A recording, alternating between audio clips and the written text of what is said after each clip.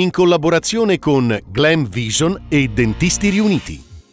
Orso travolto da un'auto in Valle dei Laghi. L'animale fugge nella vegetazione dopo il violento impatto. Intervento della squadra di emergenza del Corpo Forestale con il nucleo cinofilo.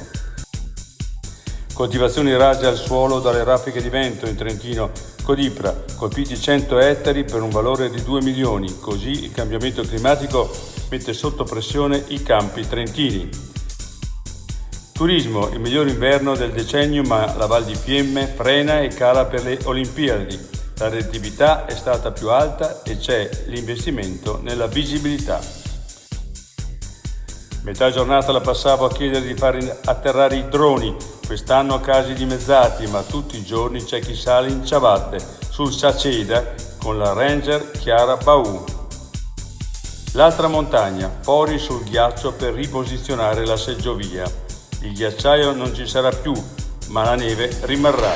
Stiamo convertendo le attività in un'area sciistica d'alta quota.